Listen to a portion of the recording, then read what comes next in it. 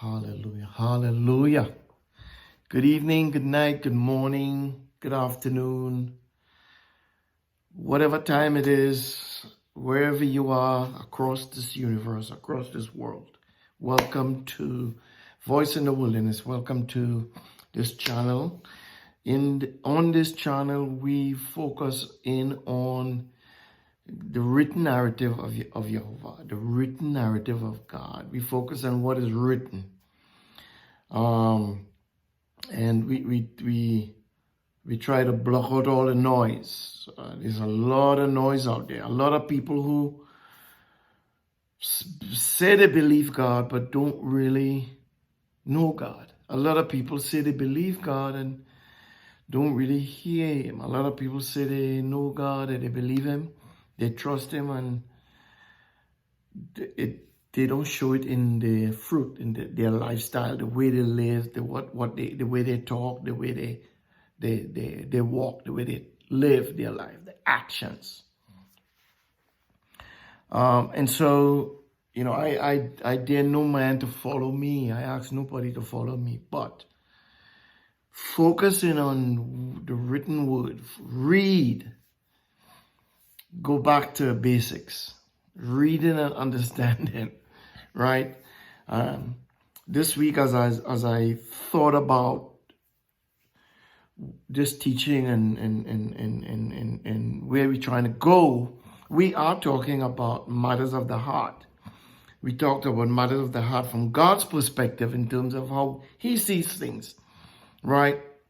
And we looked at a variety of that in our last few teachings, in our first few teachings, sorry. In the last teaching, we switched it. I think it's either the last one and the one before that, or I can't remember exactly which one, but then the last one, definitely, we begin to focus more on God and what's in His heart. See, it's important for us to know what's in His heart. If we say we believe God, if you say you believe God, if I say I believe God, if I don't know His heart, then I may misconstrue what He's saying. I may misunderstand what He's trying to get me to do. I may fall short. And I don't want to do that. Again, as in any relationship, it's a matter of the heart. And the heart is what creates real issues in humanity. The heart is what God is after. He's after your heart. He's not after your flesh, your skin color, your height, your size, your weight. He's not interested in that. Your beauty, if you're a woman, and your shape. And He's not interested in all of that. He's after what's in your heart. He's after what's in your heart. And guess what? He knows what's in your heart, right? As we would go into and the various places that we're going to go into today, He knows what's in your heart. The question is, do you know what's in your heart? Do I know what's in my heart? Right? And as I begin to dig and to read and to see, this is what I do when I'm reading. I block out all the preachers and the teachers, the pastors and the prophets and evangelists and the apostles. I block out all of that noise. I want what is written on the pages of this book to speak to me. I want to hear what He is saying. Right? And that's what I'm trying to bring. That's what I'm trying to do. That's what I'm trying to encourage. That's what we have to do as a people who say we believe in God. We got to block out all the noise. There's a lot of noise. And it's interesting. A funny thing about that is I can't study or read in absolute silence. That's something for years, ever since I was a kid growing up. If I'm reading, if it's absolutely silent, I can't focus. I need something going. A little music, low, the television on or something for me to keep my focus, right? I don't know how it is for you. Right? And you might think that's strange when I'm talking about blocking out all the noise, yet still I'm reading and studying with. So it's something that we have to do. We have to read and hear what the words are repeating back to us. And we're talking about matters of the heart. We're talking about what's it. Listen, there's a lot of clues in the written narrative, right? The foundation we springboarding off of is Matthew 6:21. Yeshua say, "For where your treasure is, there it will be your heart also." It's kind of interesting that he didn't say where your heart is, that's where your treasure will be. Right? And one of the things I learned going to school in the English, for my English language teacher is learning to read between the lines, learning to read the words and read the words that are not written or are not said to get a wider, a bigger understanding. Not go crazy with your own thoughts, but if you read passages, right, and you don't get a big picture of what's going on in the passage, your pictures is going to be small. It might be beautiful, but it's going to be small. What we want is big and beautiful, awesome, right? This word is living, it's alive, it's constantly, it's pulsating, it's vibrating, it's effervescing, it's bubbly. That's what the word of God is, right?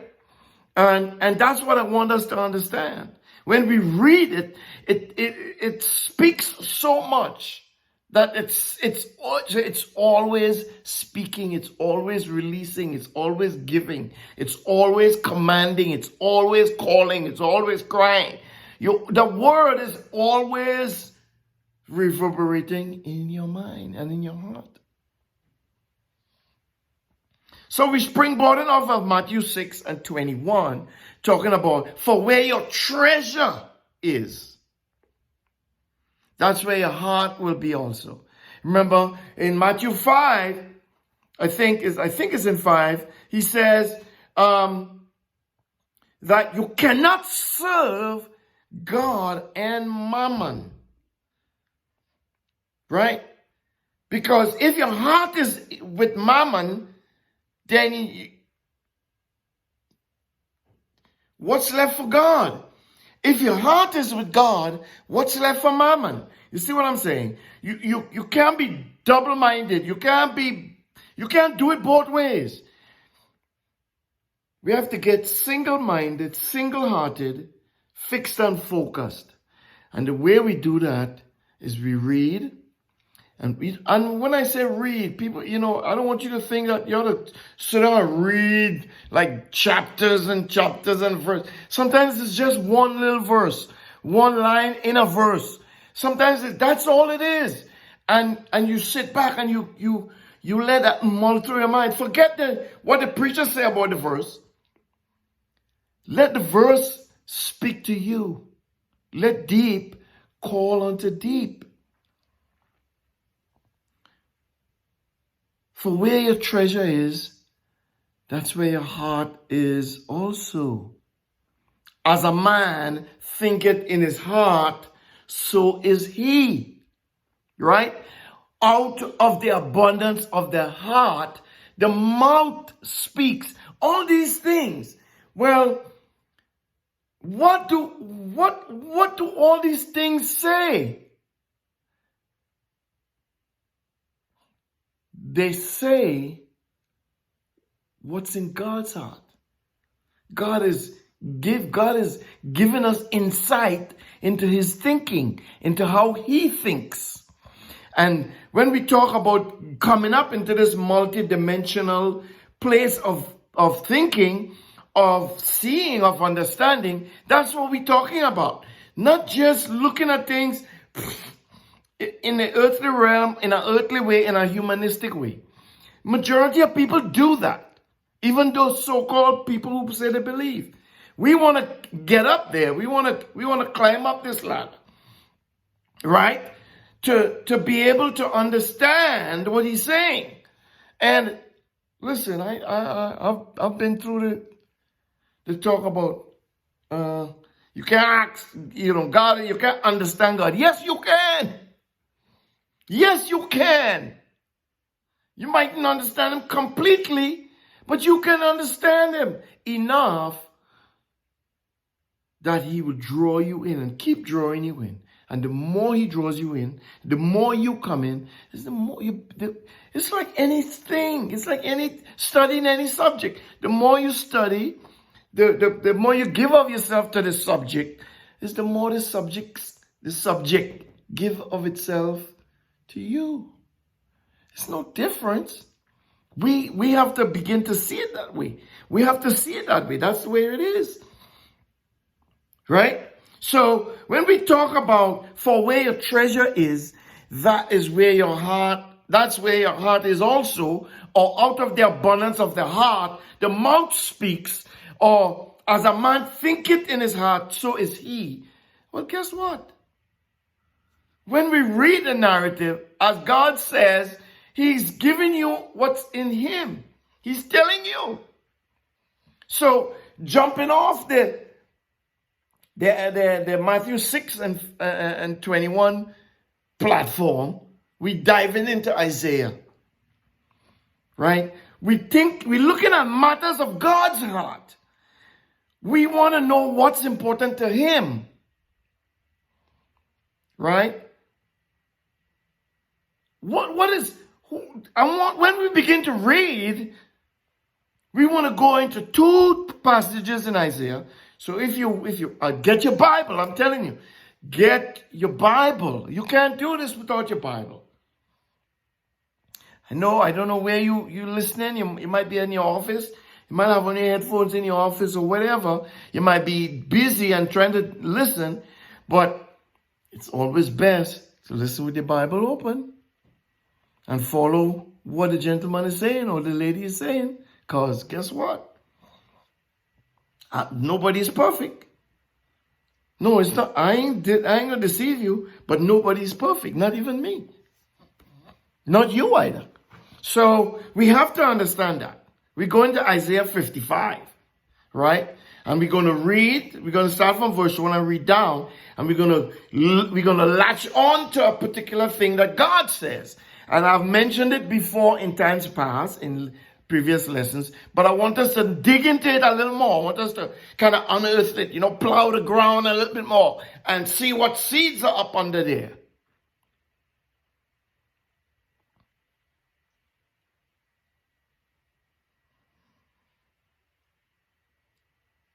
Who was Isaiah? Isaiah was a prophet of old. And he was a man God called. Right? Let's go and let's see the calling of God, the calling of Isaiah from Isaiah chapter 1. And when we finish read this, we're going to springboard into chapter 55. Right? So get your Bibles and let's see who this Isaiah is.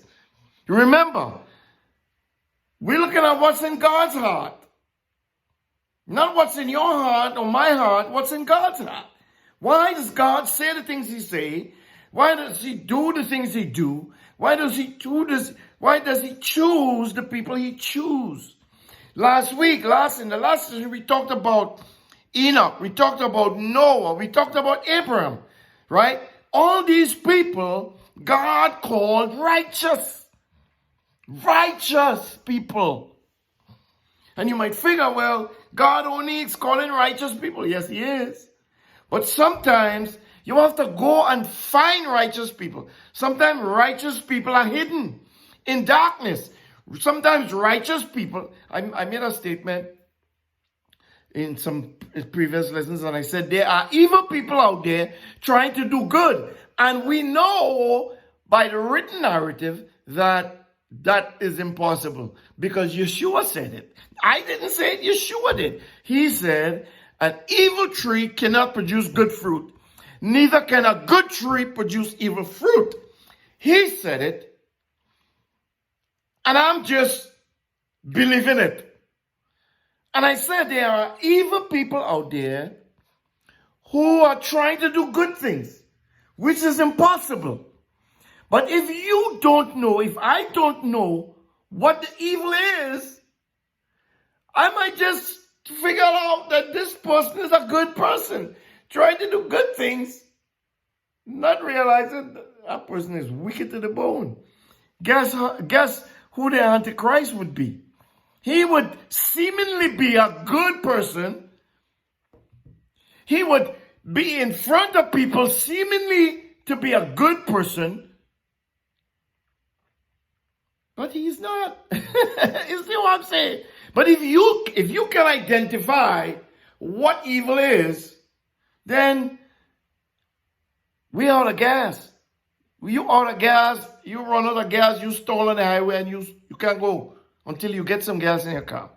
So, but just as there are good, evil people doing good things, there are good people doing evil things, or latching on to evil things, or trying to follow evil crowds. Then also, there are good people who try to do good things.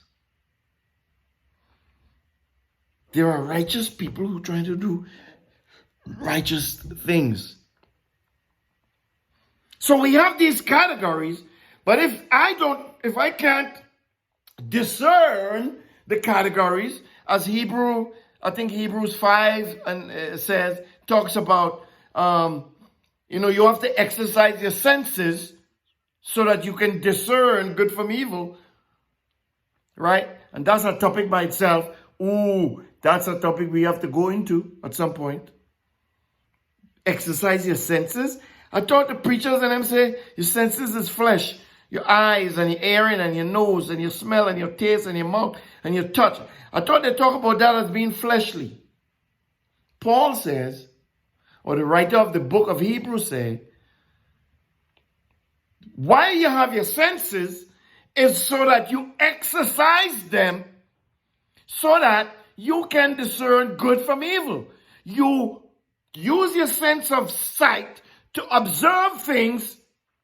You use your sense of smell to smell things, taste, touch, hearing. You use those things to sense the atmosphere you're in, or to sense the atmosphere that's around.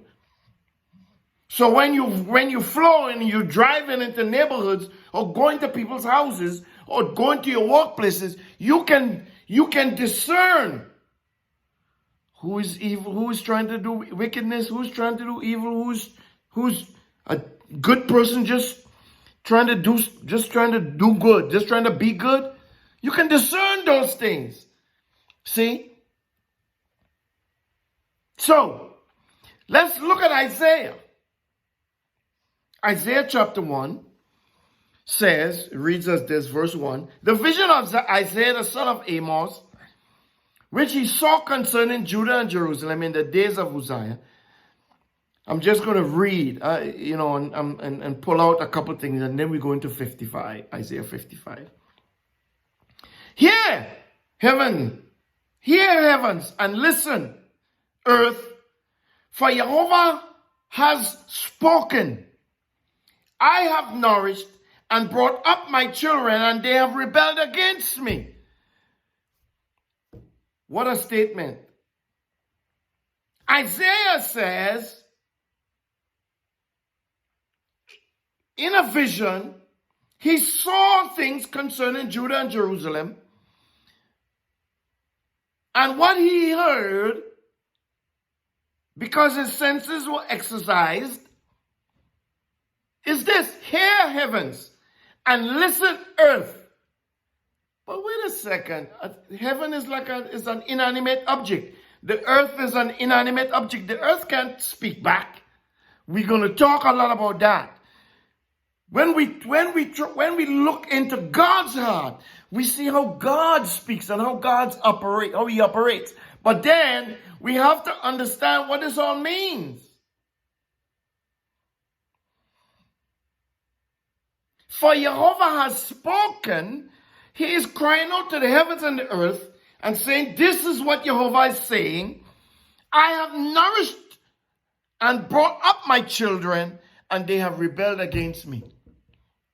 In many of our previous teachings, we talk about creation from God's perspective.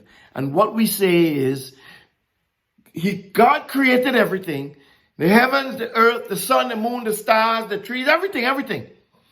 And everything that he created, out of everything that he created, the single thing that rebels is the human beings.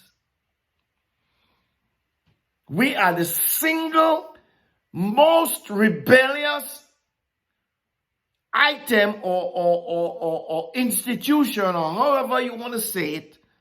We, human beings, are singularly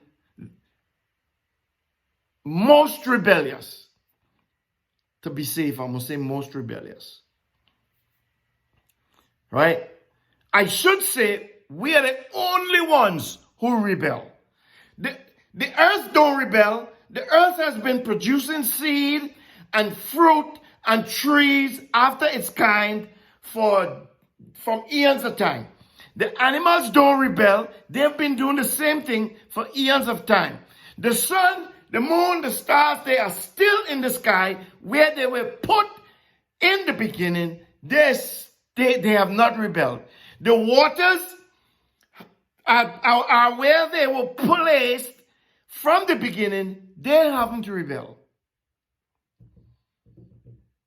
Except these two-footed, two-eyed, two-handed creatures. Human beings. These life-breathing beings. We. Us. Me and you. You and me. We're the only ones who rebel continuously. Read Genesis 6, those first few verses. Read Genesis 3, those first few verses. Yet God is constantly working with us, constantly speaking to us about what his expectations are. He's saying to the earth and the heavens here, listen, I'm talking to you, I'm venting, if you will. I created the heavens and the earth. But is my children. I brought them up. And they have rebelled against me. And he goes on to explain. The ox knows its owner. And the donkey, his master's crib. But Israel doesn't know. My people doesn't consider. You see what I'm saying? The ox knows its master. The donkey knows its crib. Ask Balaam. Right? The donkey had asked him, yo, I'm not your donkey from birth. I mean, come on. Why you hit me? The donkey talking to Balaam. Because the donkey is not rebellious. The donkey is obeying the master. Even looking out for him there, bro. You know the story. But here God is saying, but Israel doesn't know. My people don't consider. A sinful nation, a people loaded with iniquity, offspring of evildoers, children who deal corruptly. They have forsaken Jehovah. They have despised the Holy One of Israel. They are estranged and backward.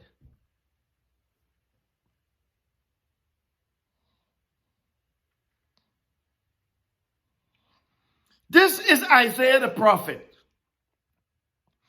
This is Isaiah the prophet.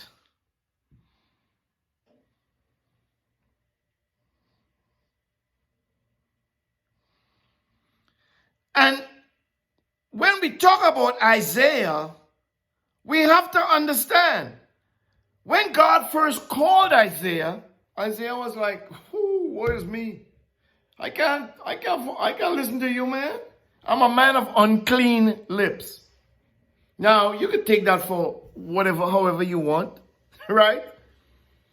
He's a man of unclean lips. That means he used to put his mouth in dirty places. I don't want to go into that.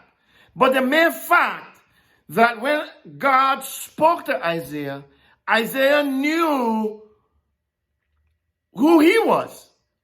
Isaiah knew the things he was involved in, the things he would say perhaps, the things he would use his lips to do perhaps, right? And so his cry wasn't, yeah, I could do it. You know, I'm a good guy. You know, I'm a believer. I got faith. No, that wasn't his cry. He was like, "Woe is me! I'm a man of unclean lips." Listen, you're the Holy One. You're the Almighty One. What is me to speak for you? Bro. I ain't, that ain't me. You are the wrong man. Jeremiah said, "Oh God, I'm just a child. I'm just an itty bitty baby. I can't speak. I'm a child. I don't have the maturity, the mental capacity, the emotional capacity. I don't have words to express the things you want me to express because I'm not there. My mind is immature. I'm a child." Well, in Isaiah's case, the angel take up the coals, the hot coals, put it on his lip and purify, Heat, listen, anything, bacteria and, COVID and all that, they say heat will kill it. Heat kills everything. Woo! That's a revelation right there. Heat, a good bit of heat will kill anything. In this case, for Isaiah, it was some hot coals. Golly, that must hurt. That must have hurt. In Jeremiah's case, he said, "Boy, listen here. Look at here, boy. Come here. Don't tell me you're a child. I knew you before you was born. I knew you before." Listen. We have to pay closer attention to these words. He tells Jeremiah, before you were born, I knew you. Before you were conceived in your mother's womb, I called you. What? That's a God. Listen, that is God right there. In other words, Isaiah, you ain't got no excuse because I can purify you. See, it doesn't matter who you are on the outside, what you do, where you go, who you talk to. None of that stuff is important to God. Because God looks at the heart. And God knows if he says the right thing, which, I'm speaking foolishly here, like Paul says. If he says the right thing and does the right thing for you, guess what? You will do exactly what he asks without fear, without question. Because God knows who you are. The problem with us is we don't know who we are. Because we walk dysfunctionally in this earth realm. We keep our minds dysfunctional in this earth realm. So, we go over to Isaiah 55 and look at some of the words he speaks there. He spoke. Look at bicycle. Look at the words God speaks here. He says, Isaiah 55 and 1, "Hey, come, everyone who thirsts. Come to the waters." Isn't that song familiar? Over there in the gospel. Isn't that song familiar? He who has no money, buy and eat. What? Yes, come. Buy wine, buy milk, without money. What? Without price. See, when God speaks, if we don't come up, if we don't begin to surf in those multidimensional areas, in those plateaus up here, we read this as foolishness. Who talks like this? One person, if I could call him a person. One entity, if I could call him an entity. One spirit, one voice speaks like this. The supreme, superior, almighty, ever living, ever faithful Jehovah. He's the only one who speaks in this kind of a way. Then he goes on in verse 2 to say, why do you spend money for that which is not bread? Remember, we talked about in this particular topic, matters of the heart, and in this particular teaching, we do in God's heart. So what's in his heart that he's saying these things? It's because the people he's speaking to, they're doing something different. And he's trying to call them back to remind them, hey, listen here. I said to you, don't store up for yourself treasures on the earth, where moth and dust and rust cause it to decay.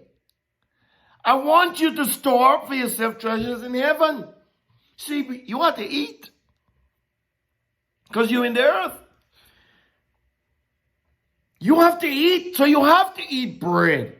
You can't eat money, but you have to eat bread. And he's telling you, come get bread without money.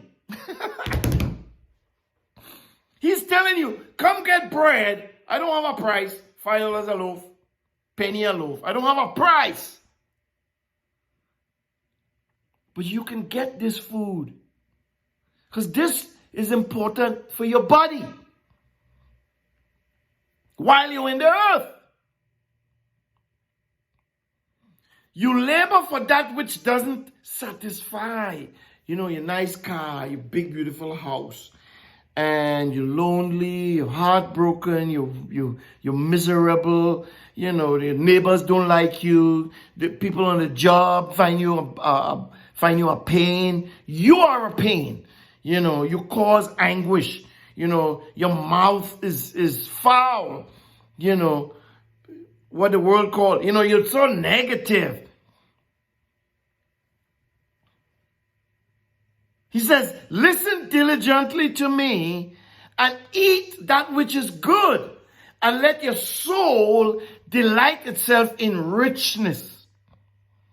He goes on, verse 3. Turn your ear and come to me and hear, and your soul will live. So this is the voice of God speaking from his heart.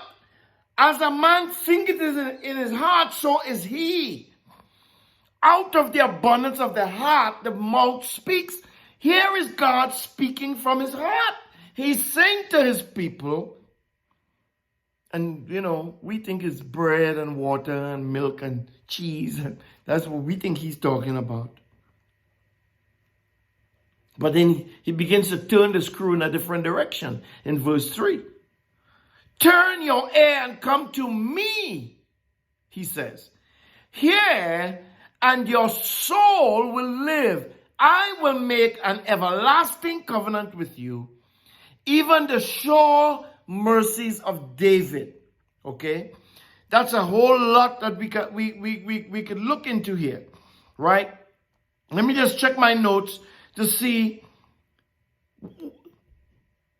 from what's the sure mercies of David. And as I was reading this, the sure mercies of David, Psalm 23. So let's go over to Psalm 23, right? And let's read what it says in Psalms 23. We all know that the Lord is my shepherd, I shall not want. It's a short psalm. We're going to read it through. just so that we can hear the words, hear the heart of God. See, a little note about David. David was a man after God's own heart. And hopefully we get an opportunity to go into 1 Samuel and read that, where Samuel talks about. God tells Samuel, stop worrying about Saul. Don't, listen, cast Saul aside. I have already found me a man after my heart, after my own heart.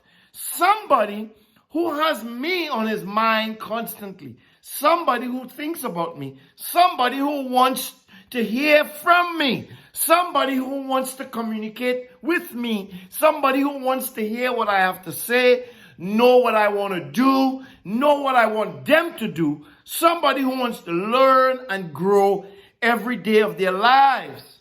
See, that's what we're supposed to do. That's how we are supposed to be. But no, some people are very content with saying, well, I love Jesus, but cuss left and right, pull down their co-workers, talk bad about their bosses, beat down people, cuss the neighbor, you know? Some people think, hey, as long as I say I love Jesus, I'm good.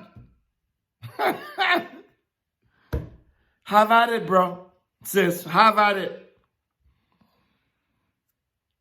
But God is saying here to Isaiah, come to me, I will cause you to live, and I will give you the sure mercies. Sure mercies. Are we paying attention to these words? Are we hearing these words? Sure mercies.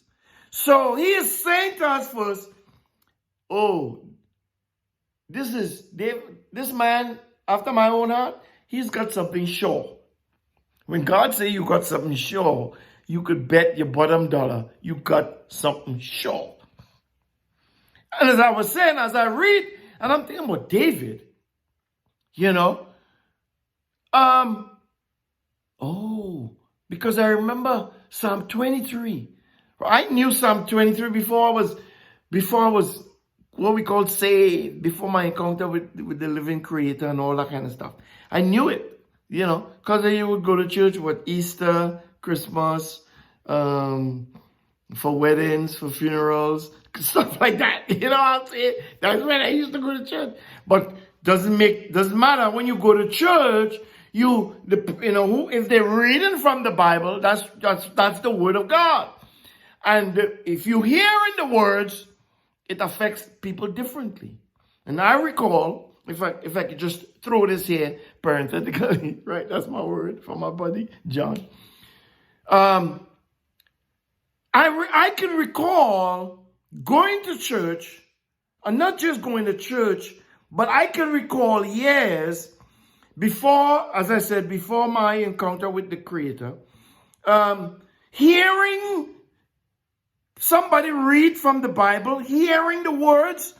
I could recall many times that I would be sitting in the place, for instance, the church, and the words were, my stomach, something in my body was causing me to be uncomfortable.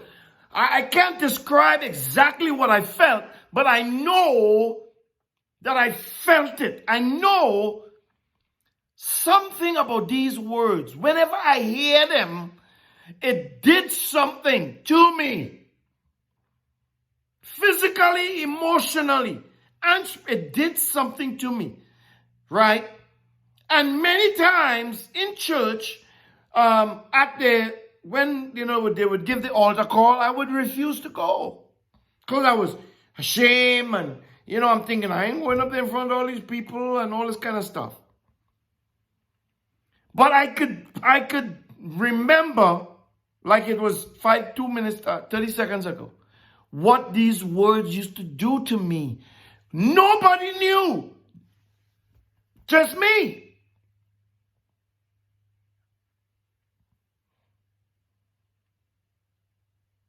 And I just threw that in there, parenthetically, as I said, so that you would get this an idea of kind of a little bit about who I am.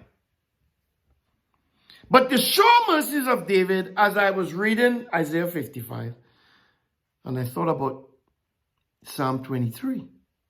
Let's read Psalm 23 here. Jehovah is my shepherd. I shall lack nothing, according to this version. And other version said, I shall not want. He makes me lie down in green pastures. He leads me beside still waters, not running waters, still, calm, peace. He restores my soul. Restore in a soul is saying that something was wrong before, but God has now come in and made some adjustments and reconfigurations, and now that soul is restored. You had some bad experiences, right? You had some, you did some bad things. Some bad things happened to you. And so God now comes in and he makes some adjustments. He reconfigures your soul, right? He do some viral things, and he cleans out the virus, and he reboots the system. And now you up and running. He guides me in the path of righteousness. This is the sure mercies of David we're talking about. He, Jehovah, guides David in the paths of righteousness. Now we come across that word with Enoch.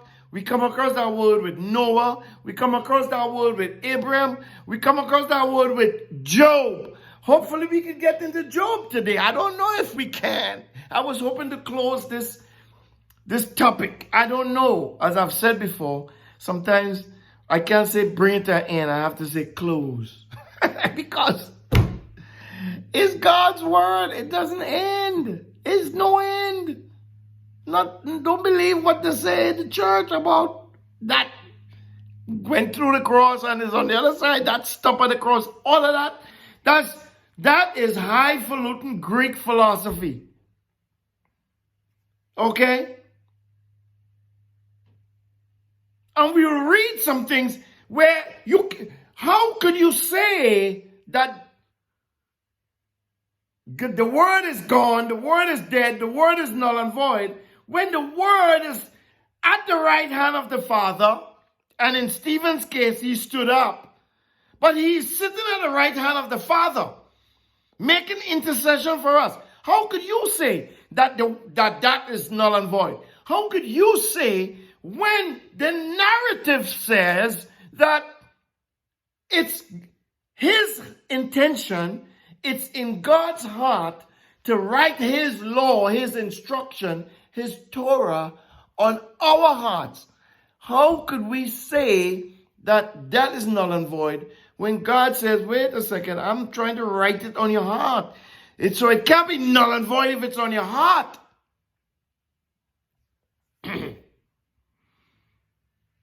He guides me in the paths of righteousness, not for my sake. See, what's in God's heart is me. What's in God's heart is you. And he guides me and you in the paths of righteousness. He guides David in the paths of righteousness for his sake. Okay? Because he wants you to be with him. Because he calls you and he says, you know what? You're going to be with me. But I'm not dependent on you. See, God doesn't depend. I'm going to tell you a little story about me later on, if I remember. I don't want to go into it now. Right? Why not? Okay. Let's go into it. Let's talk about it. I have an issue, people. Well, not one. I have a few issues. I ain't perfect. I never said I was perfect. But I wish I was. I wish I was perfect. Because if I am perfect, when I do crap, no, not when I do crap. If I'm perfect, I wouldn't do crap. I wouldn't do some stupid stuff that I do sometimes. And I'm just being honest. We all do stupid things. And we wonder, why did I do that? Right? Why did I say that? Because, we human and we flip and flop and slip and slide. But the idea is we have to recognize what we should do. If we recognize what we should say or what we should do or how we should be, that should keep us going, even when we don't do what we're supposed to do. Right? But I wish that I was perfect. Why? Because I wouldn't do all crap that I do.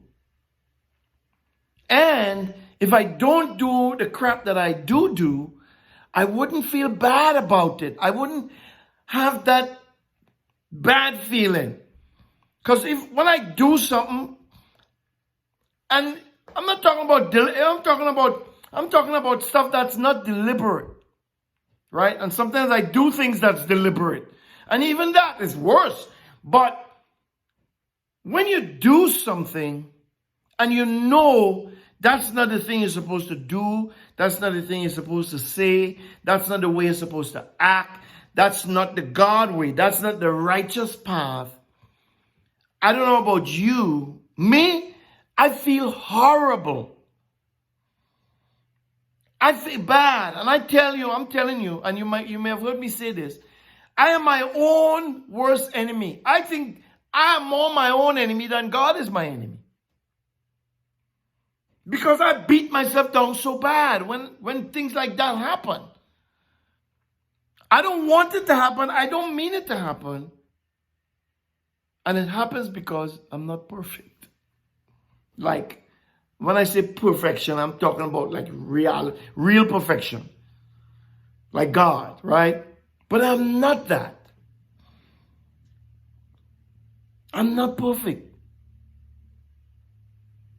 And it hurts so much sometimes that God has to lift me up out of bouts of pity, self-pity, depression, whatever you want to call it. Because you go down you go down so much that, wait a second, God be like, yo, hey, you're not me, you're not perfect. But the thing about God is he because he knows so much about so many things about all of us, that he understands and he's able to bring us back. But if you don't know him, chances are you mightn't get back.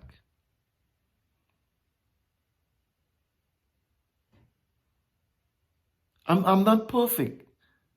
And so I wish I was, though. If I'm honest, right? If I'm really honest with you and myself, I wish I was. Because then I wouldn't do the crap that I do and I wouldn't have to feel bad. Because feeling bad is a bad feeling. It's not good at all. At least for me. I don't like the way I feel when things like that happen. When bad thing happens to people, I don't like the way I feel either.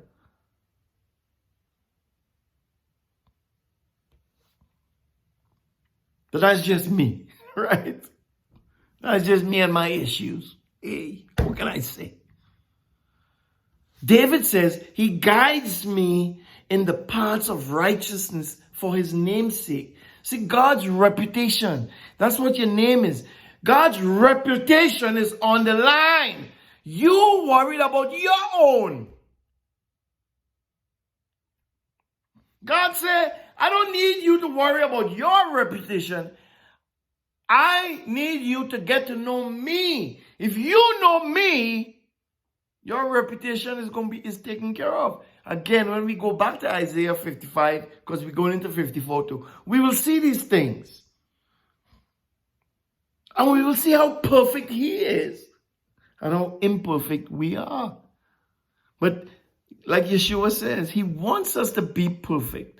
Not perfect in perfection, but he wants us to be mature enough to understand. Listen, if you do something, you got to know right from wrong. You got to know good from evil. You got to know God from not God to be able to be mature.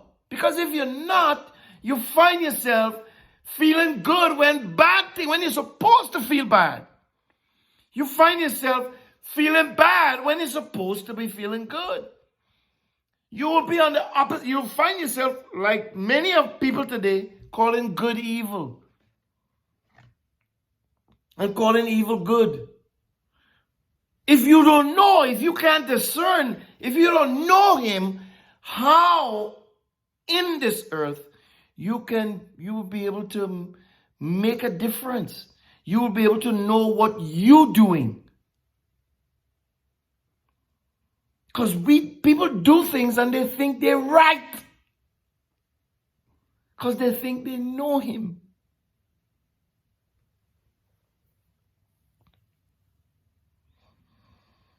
We are talking about the sure mercies of God.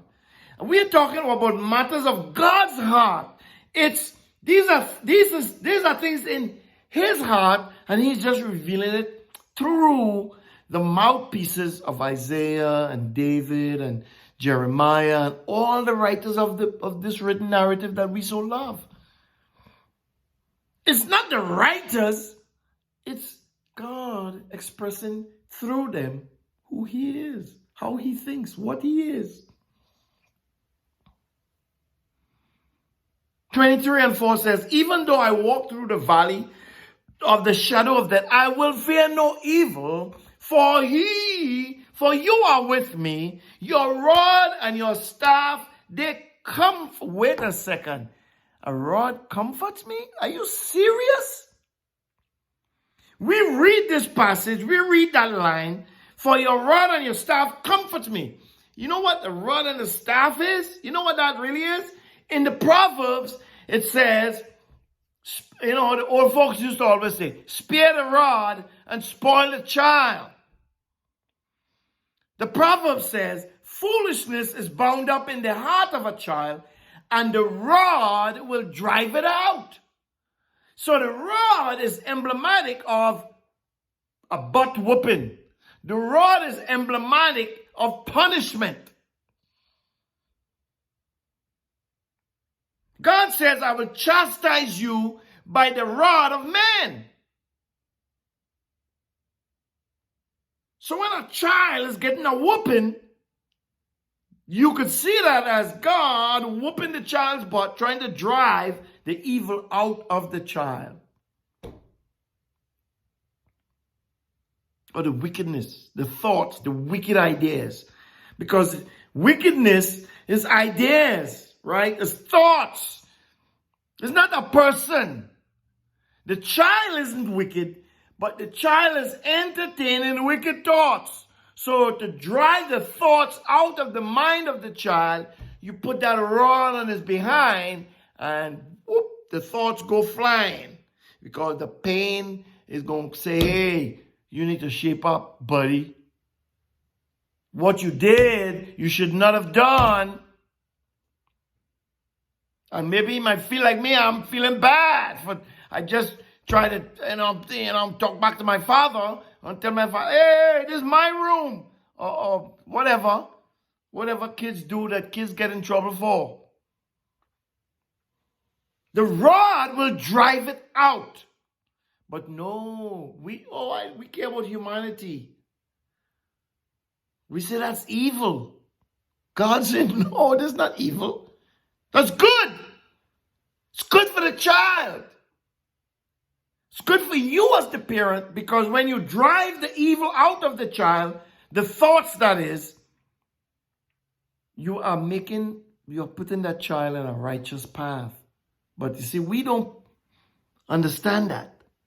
And we get into this idea, who does God think he is? He can't tell me to whoop my child. I ain't whooping my child. I will give him time out. I'm going to do something else. Okay. Why you think the society, why you think we are in the position we are in the world with people doing all kinds of crazy stuff and thinking they're right? People saying all kinds of crazy stuff and thinking that they are correct. Why do you think that is permeating through the world? Because people think God ain't know what he's saying. God ain't, people think they're smarter than God. I forgot to put on my earpiece.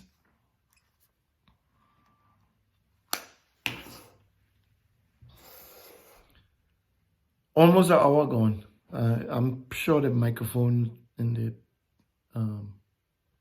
phone is working. And that's a simple thing. People think we smarter than God, so I'm not going to whoop my child. Oh, that's painful. That's evil. That's wicked. No, God says that's good. We're talking about matters of the heart. What's in God's heart? We are not higher than him or bigger than him or better than him. We are not him. David here says, that same rod that whoops my butt, I'm comforted with that. That's my comfort. When I get a whooping for something I do that's not like you, that should comfort me to let me know, oh, you did say that you will chastise those whom you love. So you love me. And we humans, the human race, see that as counterproductive. How you could say you love me, but you just whoop my butt? How do you equate that to love? We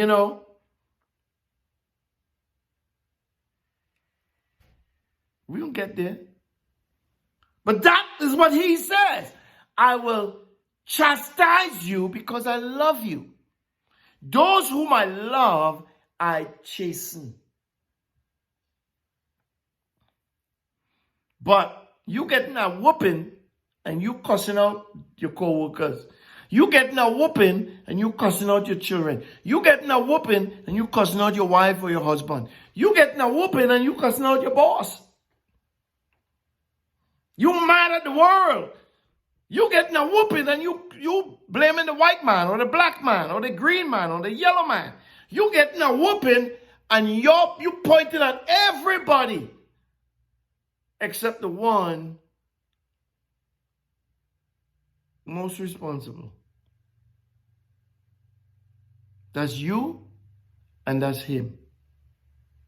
No, you getting a whooping, you find yourself getting a whooping, ask yourself, what in the world am I doing? And if you're doing something right, if you're doing good, like Paul says, hey, count it all joy. Or Peter, count it all joy when you fall into diverse situations. If you're doing something good, count it all joy. But if you know you're doing something bad and you're getting a whooping, then you have to change what you're doing. Not try to blame somebody. Not try to blame society. No. You have to change what you're doing, the way you're thinking. You have to assume responsibility.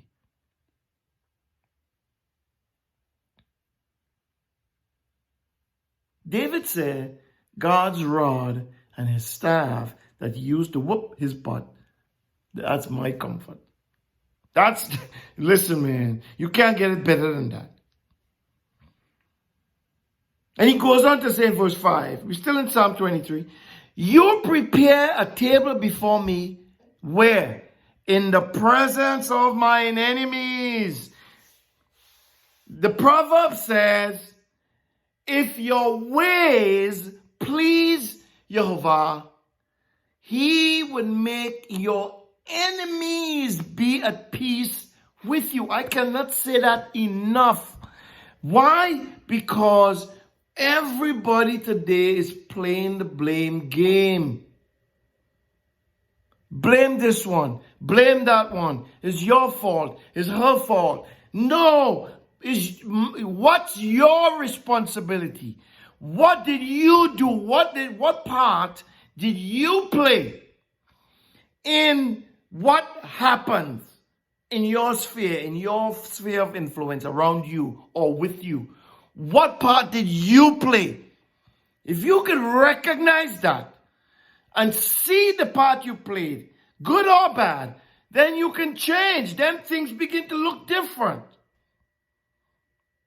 Your perception changes. But no, you don't want to see that. All you know is that man over there doesn't look like me because of his skin color. And because of him, I'm in the position I'm in. No, don't, no. The position you in is between you and God. Either you're his enemy or you're his friend. That's the position you're in. Regardless of the color of your skin, sis. Regardless of the color of your skin, bro. Regardless of whether you're male or female. The position you are in is a responsibility between you and God. And it is your right to inquire from him and ask him, hey, what is going on with me? And he will tell you. James says, if you want wisdom, ask him. He didn't say go to the professor. He didn't say go to the expert, because we talk about all that stuff. He didn't say go to the doctor or the lawyer. If you want wisdom, James said, ask God. Ask Jehovah, who gives liberally. Jehovah is a liberal giver. He gives. He just keep giving, man, throwing stuff out there. Do you want to catch it or not? I don't know. You mad because somebody else catch more than you? No. Catch your own stuff. Catch your own. But don't blame nobody for you, for your stuff. You want somebody to blame? Blame God. Listen, I realize God's so big. He is scared to accept responsibility for what he does. And he does some things now. He is scared to accept responsibility for nothing he do. Because he's God. He is a man. He will stand up for what he believes in. You ain't going to make him bend. You ain't going to make him bow. You ain't changing his mind.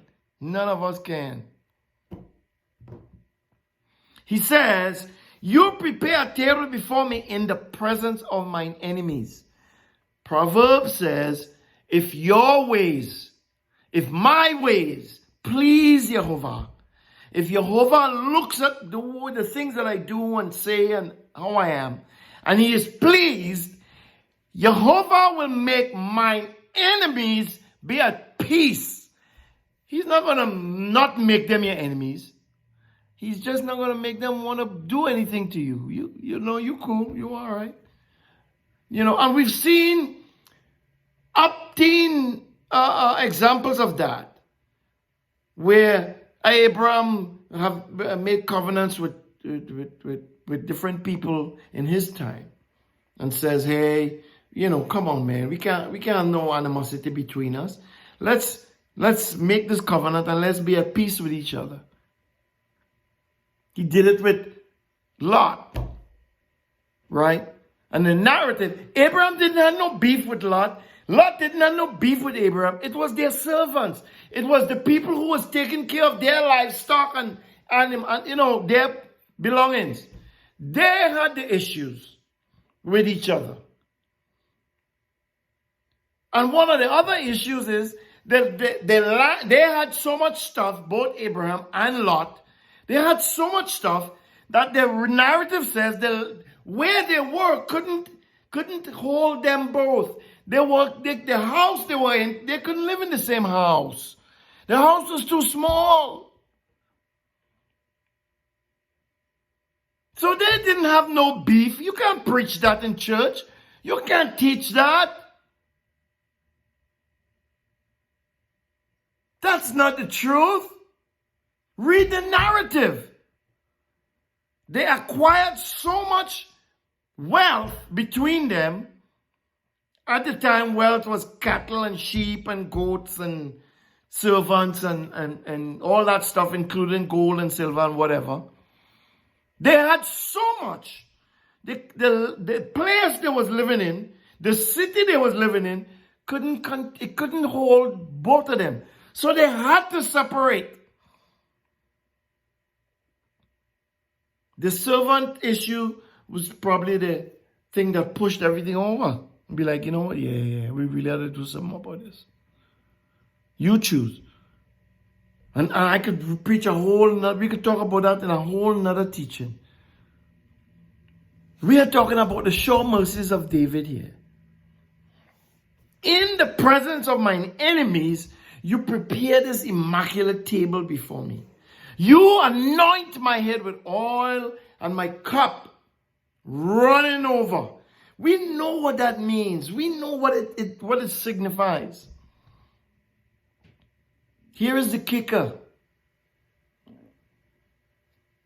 David says, surely, for an absolute, the sure mercies of David, goodness and mercy shall follow me all the days of my life. And not just all the days of my life. He says, and I will dwell in Jehovah's house, or in the house of Jehovah forever. Do you know what forever is?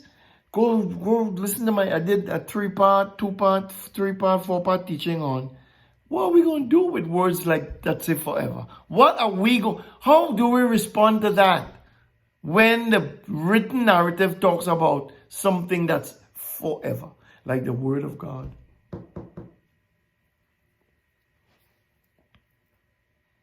This is the sure mercies of David. Surely, goodness and mercy shall follow me. Wherever I go, they come in. I go south, they come in south. I go north, they follow me north. I go east, they come in east. I go west, they come in west. I go up, they come up. I go down, they come up. They come down. Wherever I go, it's like they're like the Holy Spirit. He said, I'll never leave you and I'll never forsake you.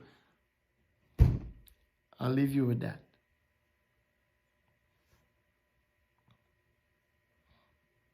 Let's go back to Isaiah 55. And let's go down as he continues to speak. He continues to say these things. He is talking about his word. God is the bread, and eat the bread and come and buy bread and without price. And he's talking about his word, not food. In verse 3, he turns it and he gives you a little, okay, I'm bringing you closer to what I'm talking about. Starts over in left field and bringing you a little bit closer. Even the sure mercies of David in verse 3, he says, behold, I have given him for a witness to the people. David is a witness to the people. He is God's witness to the people. So that when people look at David's life, wow, who is this man's God? I was looking at a series last night. Instead of going to bed, I should have been going to sleep. But I'm not going to talk about that. I won't give you the name of the series yet. But in the series, it's an HBO series. It's dark. It's kind of like Game of Thrones, right? I'm giving you all these clues. It's not Game of Thrones. You know I love Game of Thrones. But the series, this warrior, him and his partner, they seem to be always fortunate. it would look like. They seem to be all, nothing bad. They're always winning the victories. They're always winning the little battles. Anything they touch always seems to be turning around in their favor. And one of these two people did something that was considered treason or treacherous at the time. And the leader, he went straight to the leader and told him, listen, this is what I did, and this is why I did it. And listen, I have no excuse. I understand what I did was wrong. And you know what? Whatever punishment you deem necessary, then you the man, I just fall at your mercy. But I'm asking you for your mercy. And the leader was like stunned. But it's not like the leader didn't have any experience with these two guys. And so the leader said, okay, but I want you to remember that it was me who is giving you this mercy. And the guy said, I will.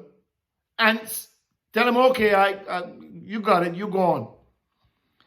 And the boss's right-hand man was sitting there and he was shocked. He was like, you let him get away. That's treason. You should put him to death. And here's what this leader said. This world leader back in the time. He said these words. In the series, of course. I don't know if he really said these words. But this is what he said. See, I've been watching these two people. And I don't know what God they serve. But it seems like the God they serve, they're in favor with that God. And I, as a ruler and a wise man, I ain't messing with that. I ain't messing with the two of them because their God seems to favor them.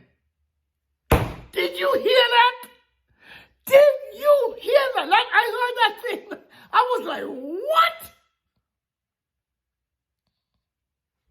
I'll leave that there. But I want you to think about that. He said he gave David as a witness to the people, a leader and a commander to the people. So when you out there doing your thing, don't think people ain't watching you. Don't think your co-workers ain't looking at you. They got their eyes on you. They got their ears on you. If you claim you love God, you follow God, you this, that. And when you do stuff, because guess what? I got some co-workers like that. They're like, oh, why you don't eat pork? Oh, did you just cuss? No, I didn't just cuss.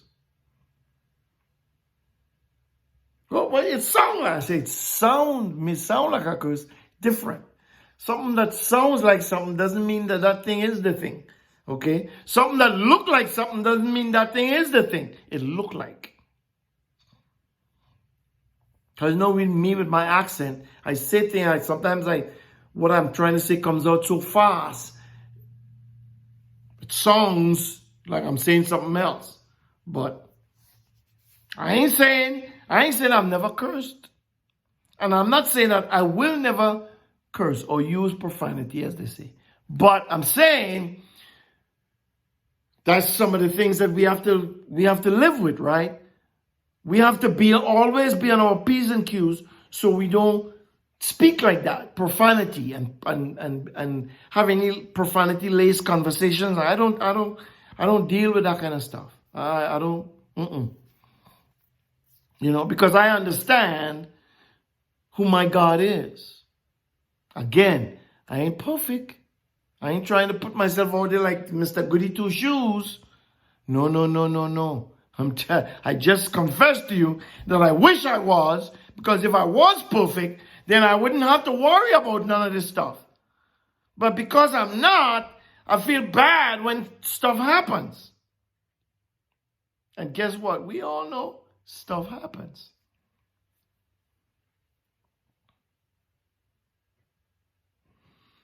We're going to skip down some verses because I'm trying to get to this point here.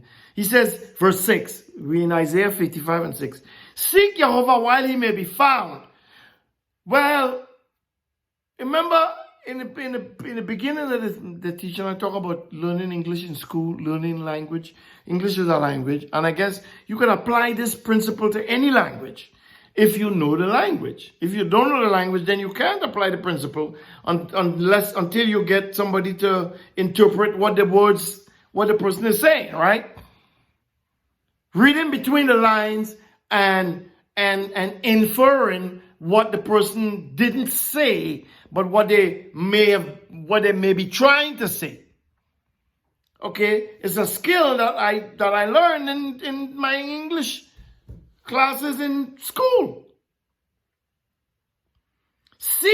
You seek Jehovah while he may be found, which means that there might be a point when he's not going to be found. That he might be hiding his face from you or me or whoever. He might not be in a place where you might want him to be because you think he should be there or something.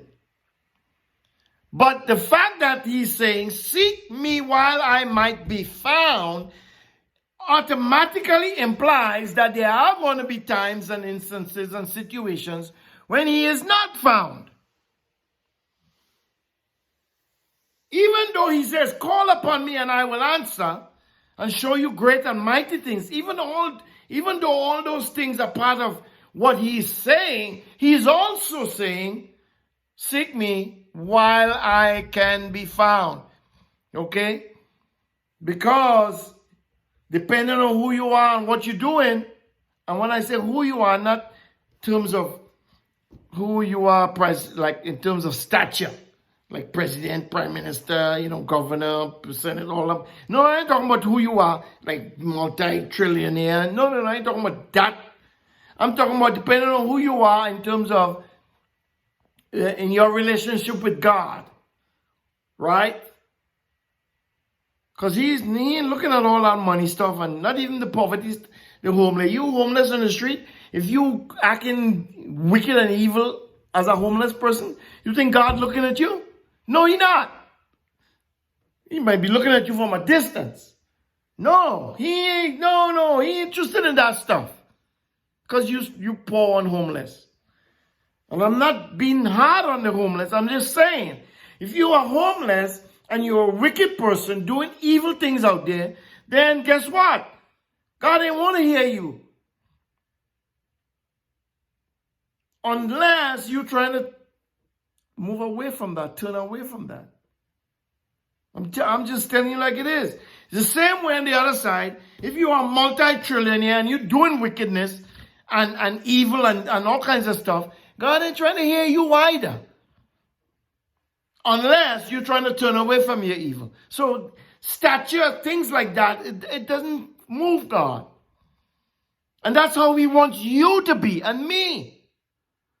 That's how he wants judges to be. People who are in positions to judge. He does not want us to have favoritism. Because the man is a wicked man, because he has money, you let him get away.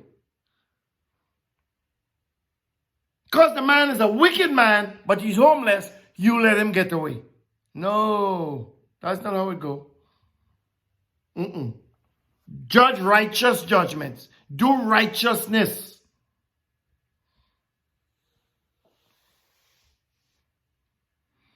He said, seek Jehovah, seek me while I might be found. Call on him while he is near. So there are times when he's not going to be near. He might be further away from you than you even think. You might think he's right there when he's like, no, sir, I ain't nowhere close to you. Because your attitude stinks. You have a bad attitude. All you're thinking about is doing evil. You're perpetually wicked. You're just nasty. You're just not a wholesome person trying to become a godly person. You just insist on being wicked. And we know people like that. And he's advising us and everybody.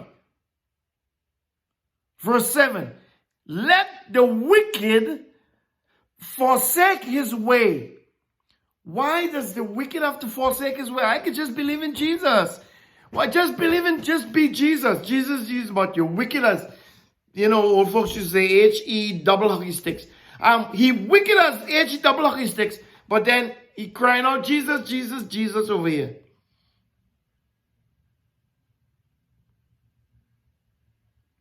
Forsake your way. And the unrighteous man, his thoughts. See that? His thoughts. Forsake your thoughts, because you're unrighteous, because you entertain unrighteous thoughts, and you entertained unrighteous thoughts cause you to do unrighteous things. And that makes you unrighteous. But if your heart is trying to be good and you entertain an unrighteous thought and you kick it out and replace it with a righteous thought, then that keeps you going. And it's a fight you have to fight every day, every second of the day. If you're driving on the road, you have to do it. You cannot be cussing people. You cannot be bad-mouthing people. You cannot be talking down to people. You can't be beating people over the head with your words, or with physically, mentally, emotionally, spiritually, and think that you're doing something good.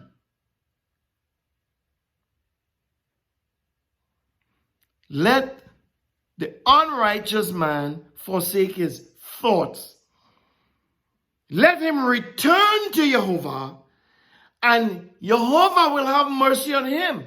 Right? And why I say that? What does that mean? Return to him and he will have mercy. Well, listen. He is the one who sits above the law. God has the law in his hand. He is the Torah. He is the Torah. So when Paul talks about operating above the Torah, he's not saying operate outside the Torah. It's two different things. If I'm going over the building, I'm over the building, but I'm still in the earth. I'm not operating outside the earth. But we, boy, we're so brilliant. We don't understand concepts because we're walking in these low dimensions.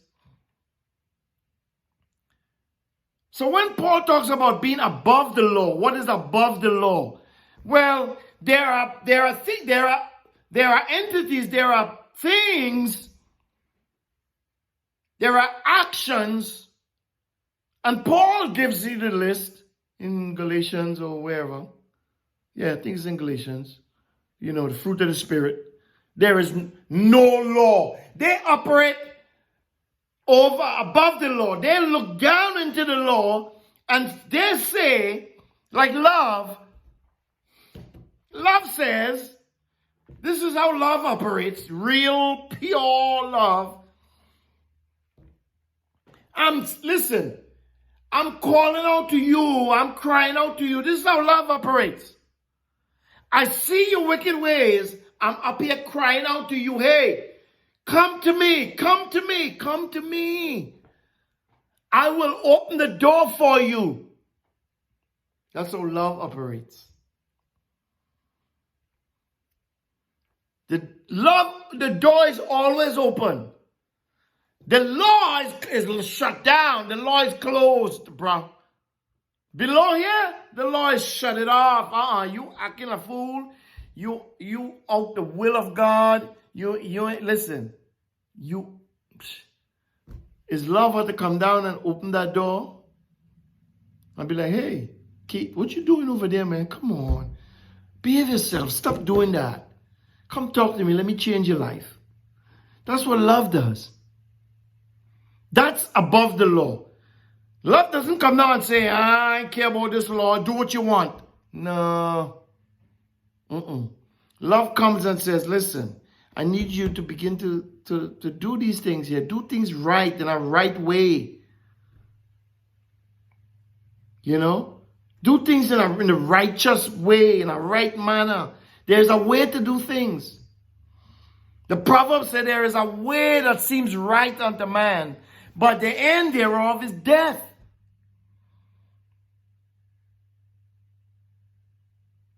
So operating above the law is not operating outside the law. That's just two different things. But that's another topic for another day. He said, let the wicked forsake his way, and the unrighteous man his thoughts. Let him return to Jehovah, and he will have mercy on him. Listen. And to our God, for he will freely pardon him. It's free. And as I said in the last session, I made this comment. The only reason we have salvation or redemption is because of disobedience. And I will prove that. I have proven it. I will keep proving it. That's the only reason for salvation. If we were obedient from the get-go, there would be no need to redeem anybody or to save anybody, because we'll be all perpetually operating in that obedience.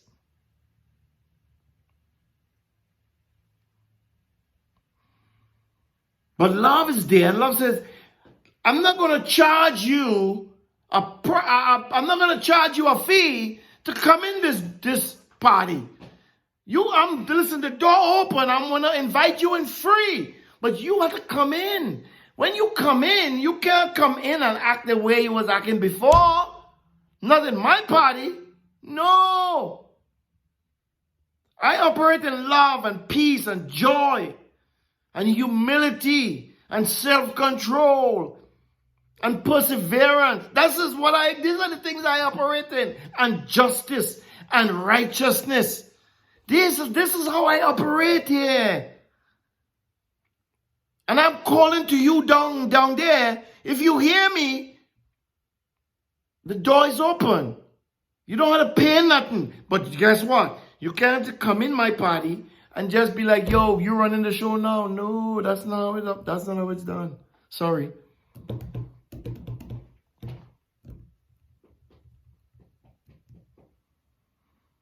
If the wicked forsake his ways, what does that mean? A wicked man forsaking his wicked ways, then he has to turn to doing good ways, right? Because the opposite, he had to go opposite. Opposite of wicked is good. Or what? Wicked, evil, good, wicked, evil, wicked, evil, all that in the same boat, right? You ought to come out of that and come into something else. So you can't come into good and then still operate in a wicked way. What sense? That doesn't make no sense. So when people talk about the law is done away with, so what are we operating in? Faith. Well, there's laws in faith. The man who lives by faith, there's a way to operate in faith. You have to do right. Well, if you can't do right if you don't know what is right.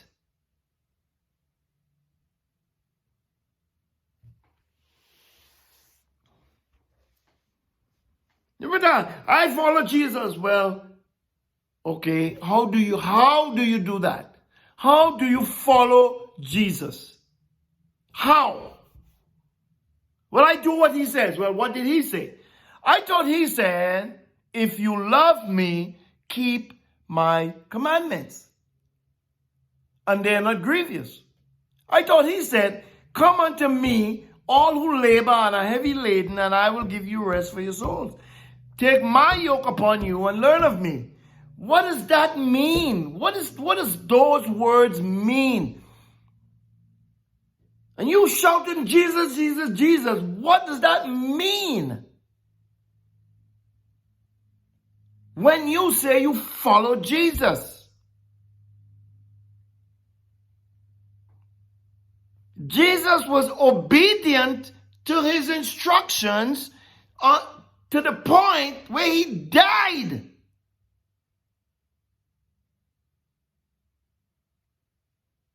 And the only reason why he died is because he was perfectly obedient.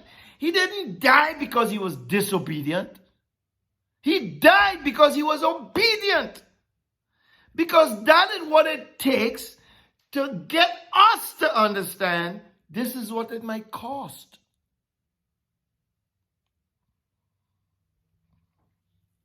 But when you listen to these psychotherapists and psychoanalysis and these mind-boggling people in what we call the church, when you listen to them and they bug your mind with all this tomfoolery, they take you out there and they leave you out there hanging. And you're lost and don't even know it. Thinking that you're saying Jesus, you're following Jesus, and Jesus is saying, no, you're not. Because you're scared, you're afraid, you're not doing, you're not obeying, you're not listening, you're not following the will of the Father. What are we doing, people?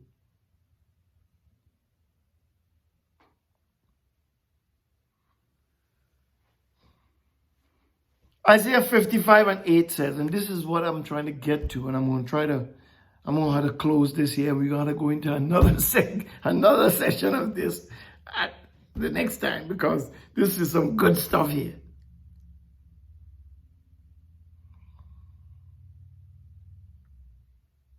After saying he will freely pardon you if you turn from your wicked ways, if you turn from your unrighteous thoughts, he's going to freely pardon you. He's not charging you for anything. This is on his tab. Like the parable of the virgins. The parable of, not the virgins, the wedding, the parable of the wedding feast.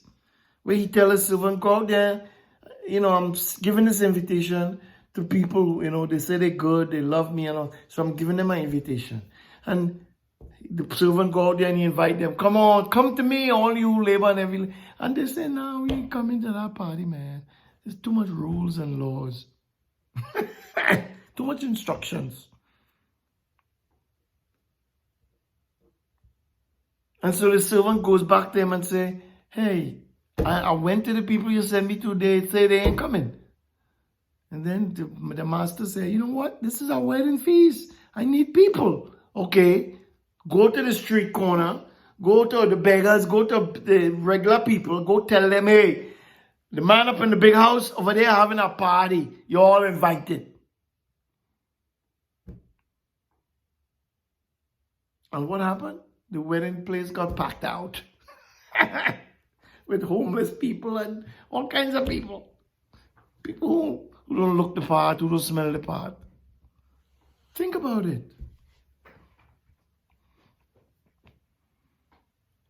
And in verse 8, he makes these tremendous statements, okay? Verse 8 onward.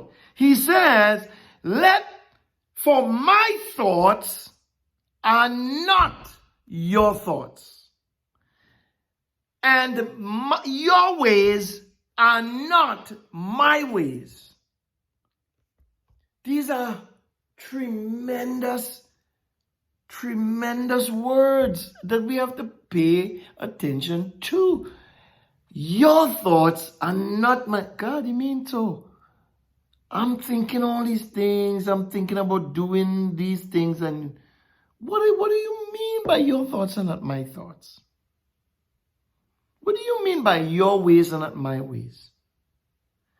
Well, when you think things that he's not wanting you to think, those thoughts are not his thoughts. Those are your own thoughts. And when your ways don't line up with his ways, those ways are not his ways. Like he says, and we talked about this early on in the teaching, foolishness is bound up in the heart of a child, but the rod will drive it out. If he says that, and you say, that ain't good, that's not a good thing, I'm not going to whoop my child's butt. My child is a good child, he's a good boy, he's a good girl. I'm not going to whoop his butt. Guess what? That's your thoughts. That's not his thoughts. And I'll say this, and please hear me. When he says in Genesis 1 and 26 or 28, and he gave the humans instructions to multiply and replenish the earth. What does it say in the beginning of the verse? And God blessed them. See, we forgot these two words, or these three words. And God, four words, blessed them. God blessed them. Here's the blessing. And said to them. Here's the blessing. Be fruitful and multiply. God is given. He is freely given a blessing. And many people today kick against that blessing. They refuse to get pregnant. They don't want children. And it's not that they say it. I don't want to have no children. I don't want no child. I don't want that. Do you know that in this time that we are reading about, women and men, and see, gosh, this is stuff we have to get into. Sarah was barren, right? Rebecca was barren. Rachel had issue making children. Women in that time all believed, or most of them, or the people who knew God, thought, if I can't have a child, then something is wrong with me. I am cursed.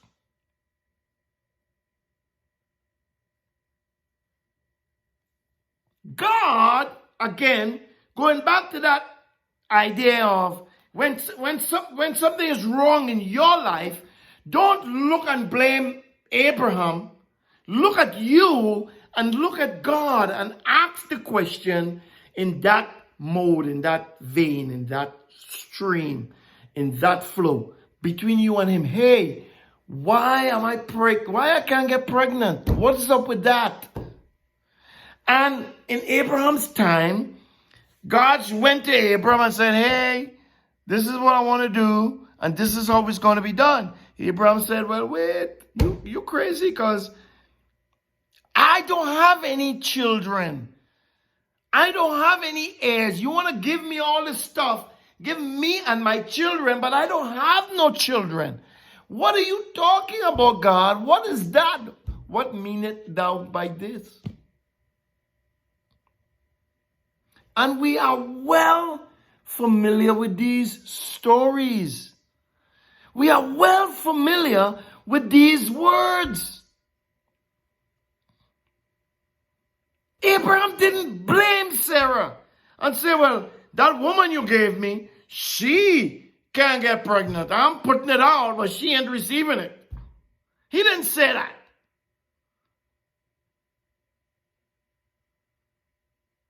And when she heard, she laughed because she knew her condition. She knew she was old. She knew she was barren.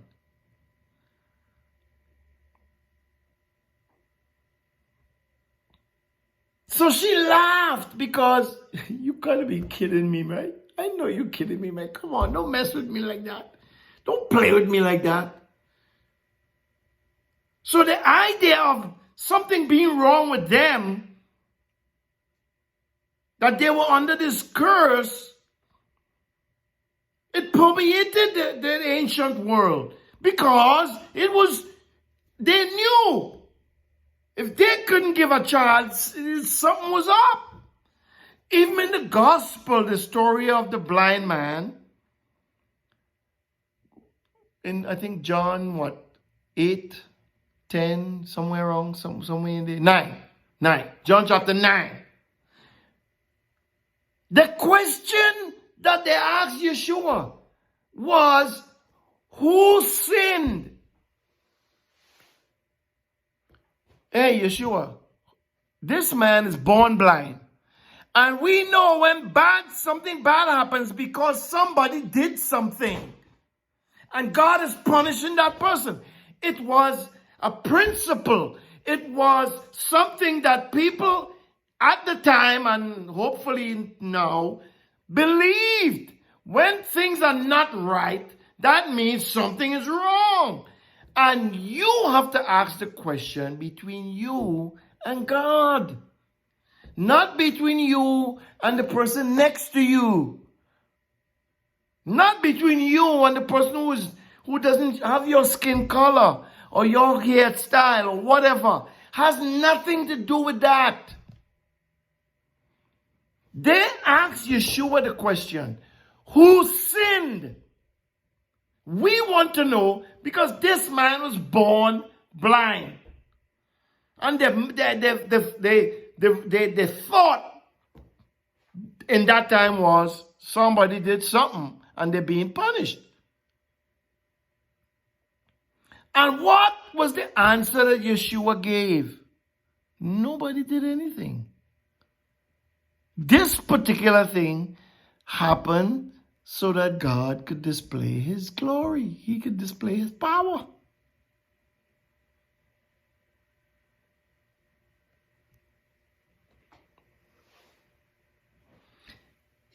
God is saying, you don't think like me.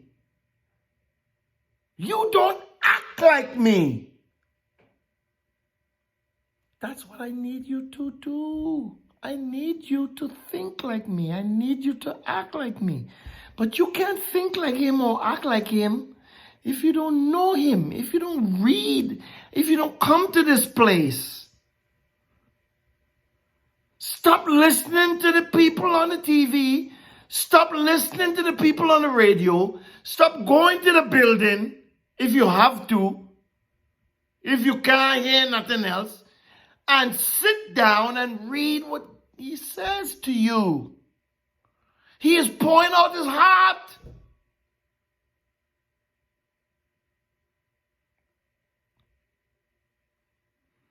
And he makes it demonstratively, I can't say that. He demonstrates the gulf between us and him, his thoughts and our thoughts, his ways and our ways. He demonstrates it in literal sense because I can see the heavens. I can look up in the sky and see the blue. It is far, far away. I can't get up there unless I'm in a spaceship with a whole suit on and, oxygen, air mask and all kinds of stuff. I had to be specially designed to get up there. But I can see. I can see how far it is. Verse 9. For as the heavens are higher than the earth, so are my ways higher than your ways, and my thoughts higher than your thoughts. But yet still, we have human beings in the earth who think they're smarter than God, who think they know more than God, who think they're better than God, and they're the ones who's going to show everybody else the way. And I'm saying to us, that is evil. That is evil. He says again, we're going to finish off this and close off today. We're going to verse 13, hopefully. He says again, for as the rain comes down and the snow comes down from the sky, rain falls down rain does not fall up. You never see the rain going up. Now we know scientifically that the rain come down, the sun heats the earth, and it changes the water into the vapor, and it goes back up in a vapor. So it comes down like water, it goes up like air. But he's talking about the rain and the snow that comes down. So he said, as the rain comes down and as the snow comes down from the sky and doesn't return, see, the rain don't fall is what he said. That means it doesn't, the water itself doesn't come back. He said, the rain doesn't fall upward, it falls downward only.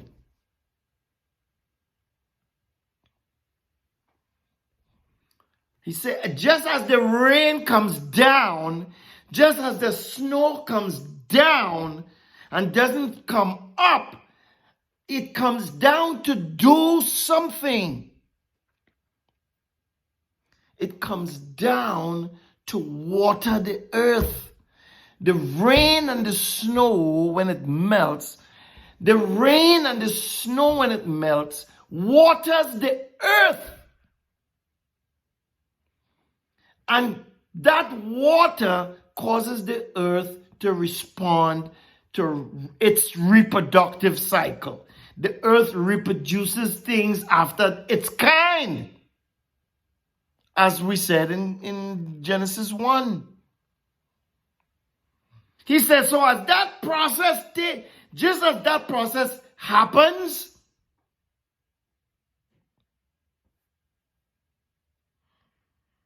makes things grow and gives seed and to the sower and bread to the eater, just like those things happen, he says in verse 11, so does my word that goes forth out of my mouth.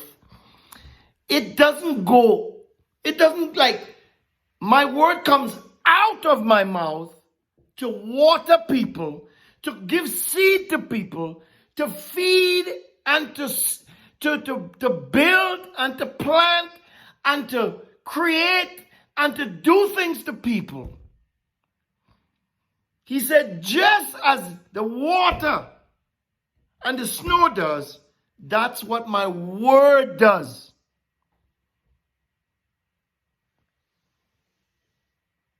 He said, and it doesn't come back to me before it accomplishes the thing that it was sent to accomplish. So just like the water comes down and wets the ground, if the earth doesn't bear anything, the water is not going back up. It's not evaporating. It's not. That water has got to cause the earth to reproduce. And it's only when it reproduces,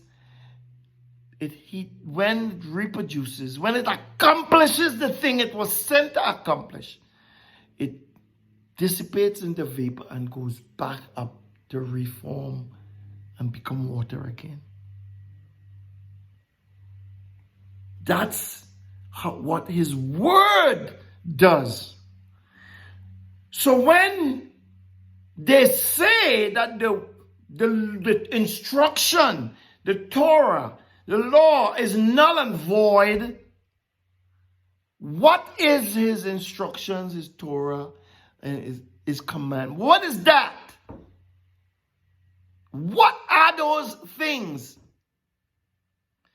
Those things are his word.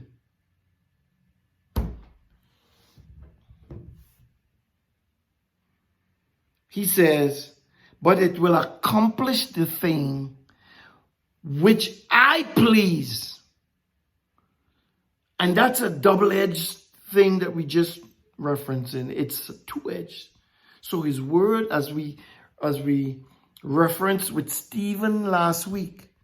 See, when we were reading the story in the book of Acts, when Stephen was speaking to the masses about their wickedness, the narrative says that they were cut to heart.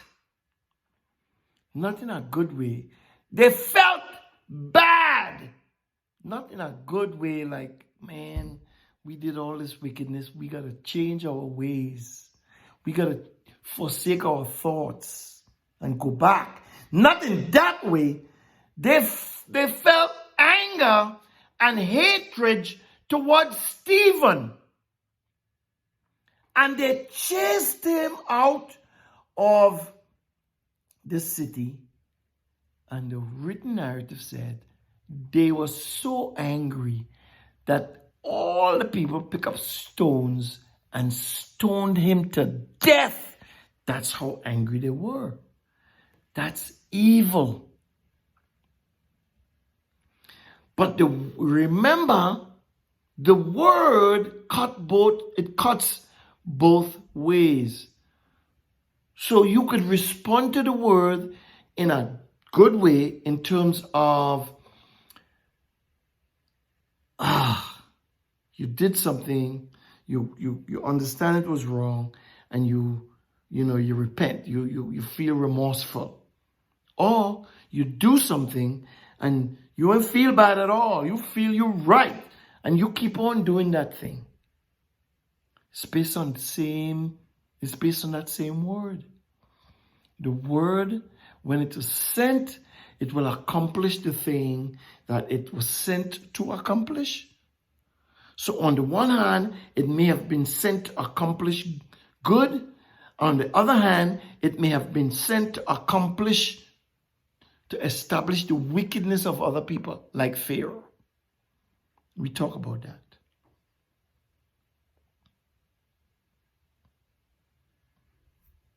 Right?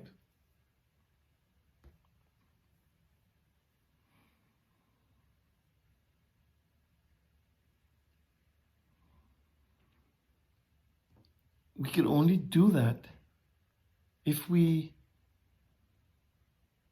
operate in these multidimensional plateaus. If we walk in the Spirit, as the writer put it in the front of the book, in the back of the book. That's walking. We have to walk in those multidimensional plateaus, because if we don't, we only walk in the earth and we ascribe to all the foolishness that goes on.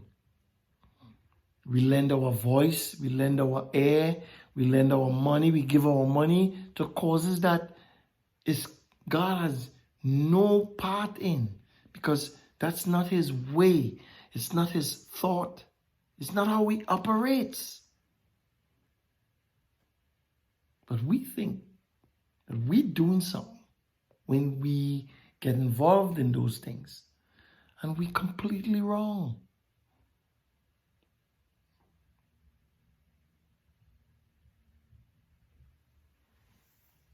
Where is your heart? Where is your treasure? Is it in God or is it in man?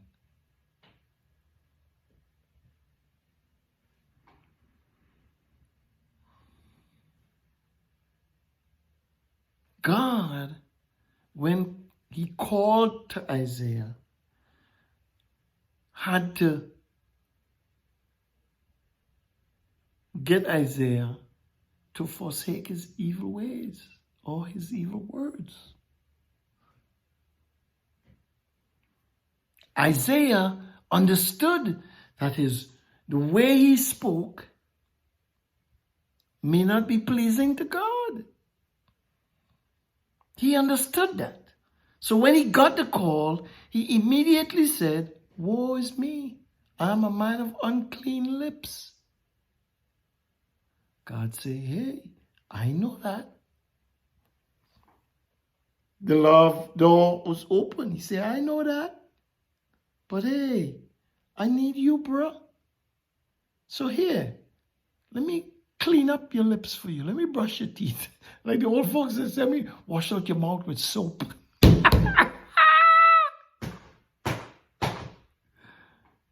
in this case was some hot coals. I don't know. They never talk about Isaiah's lips or his mouth, how he looked after that. Because I could imagine putting some hot coals on your lips. It's going to burn. It's going to probably, well, it's God. So, hey, God may have put it on his lips and it looked the same. It just took the effect that it was supposed to take. Who am I? But listen, don't put nothing past God. He's God. He could do what he wants. He could be 3 in 1. He could be 1 in 3. He could be 8 point how much ever billion. God could be whatever he choose. So I'm not going to dispute the Trinitarians. I'm not going to dispute the Unificarians. I'm not going to, no, not all of that stuff doesn't matter. It's not important.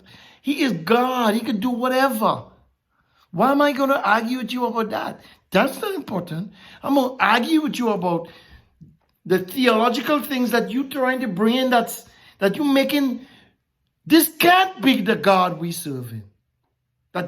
All them theological things you putting in there. Oh, that's done away with. Who told you that? Nowhere Jesus said that. Nowhere Jesus said this is done away with. Read Psalm. Let's go in closing. Let's go to Psalm 19 real quick. I want to close here, and hopefully we could start back next week. Hopefully we might come back right to this point. Psalm 19. Again, the heart of God, out of the mouth of his chosen. The heavens declare the glory of it. Wait. I woke up this morning and I looked outside. There was a heaven still up there. There was trees still outside. The sun was kind of up. The place was nice and bright. There was stuff going on. Listen, everything is still there.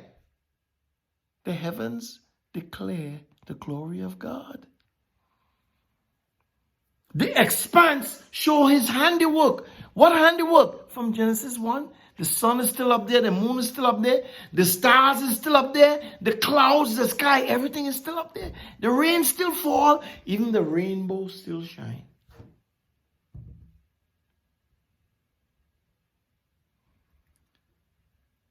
But listen to this. The writer is saying the heavens declare the glory. Does the heavens talk? Isn't that what he kind of said in Isaiah? This is inanimate objects. The heavens can't talk and say this. Look at God. The heavens can't talk. But the fact that they are there, we know God exists because they're there. Psalm 19 and 2. Day after day, they pour out speech. What? The heavens don't talk. They pour out their speech and night after night, they display knowledge or science. What? The heavens, and they don't have a voice. What Paul says in Romans 8, for we know that all things work together for the good. Not that. The one where he says, all of creation groans. Huh? All of creation groans for the earnest manifestation of the sons of God. Creation is groaning.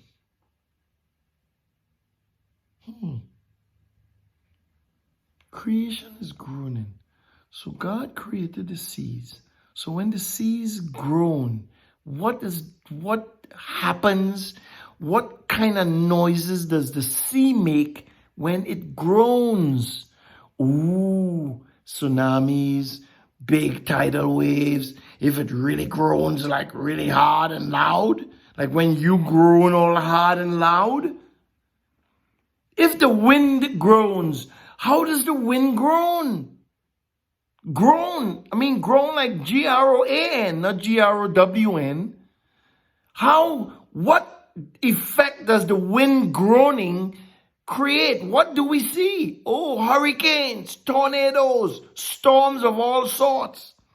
So when the wind and the rain and the waters of the sea groan together, wow, that's some destructive stuff. And what are they saying? What are they saying? God exists. That's what they're saying. We want to see the children of God. We want to see the children of righteousness.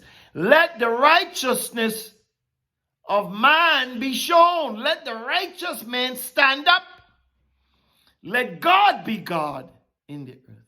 Let righteousness establish his place in the earth. That's what these things are saying. And they will keep saying it until the second coming or the first coming, or however you look at it.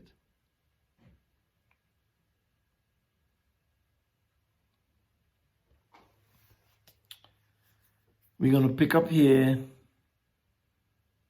next week. Oh boy. Might have to do a second session, like maybe not wait until a whole week, but I might have to do a second session of this.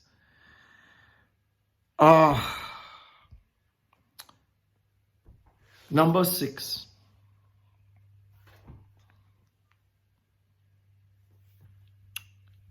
Number 6 and 22 in closing. This is the Aaronic blessing. This is a blessing invoked by the Spirit of God, commanded by the Spirit of God. So is this null and void?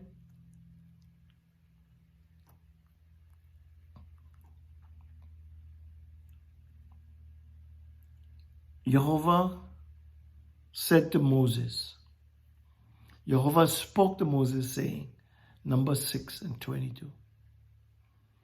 Speak to Aaron and to his sons, saying, this is how you shall bless the children of Israel.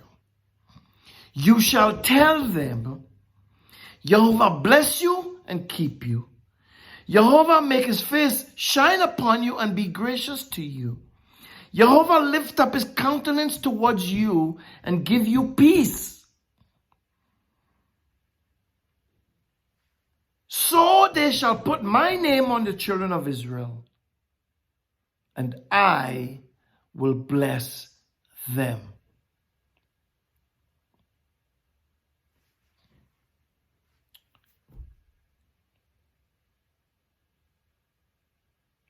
Until we meet again. Shavua Tov, Shabbat Shalom,